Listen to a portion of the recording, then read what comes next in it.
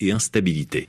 127 personnes interpellées à Louisville dans le Kentucky après les incidents qui ont opposé manifestants aux policiers hier, alors que 2 agents des forces de l'ordre ont été blessés par balle.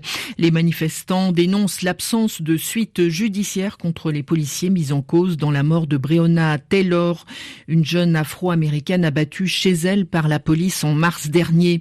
Un couvre-feu a été instauré à Louisville, mais des manifestations ont eu lieu partout aux États-Unis. Une reprise du mouvement contre les injustices raciales à un peu plus d'un mois de l'élection présidentielle, qui pourrait bénéficier aussi bien à Donald Trump qu'à son rival démocrate Joe Biden.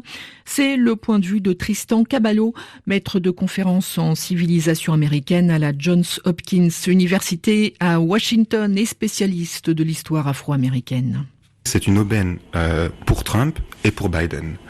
Trump a tout à gagner à placer le débat des élections présidentielles sur le thème de la sécurité et sur le thème des tensions raciales. C'est ce que son électorat désire et en plus ça lui permet de revêtir l'habit de la loi et de l'ordre.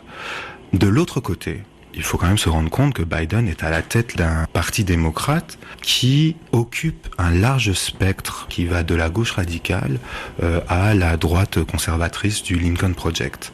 Donc Biden est constamment en train de faire des compromis. Juste après Kenosha, il a fait un discours sécuritaire.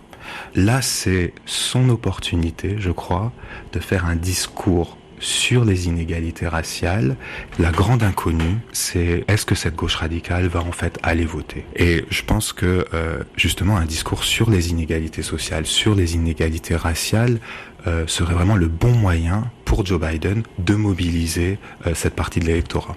Tristan Caballo, maître de conférence en civilisation américaine à la Johns Hopkins University à Washington. Il répondait à notre correspondante Anne Corpet. Une page musicale avant de refermer ce journal avec Thurston Moore.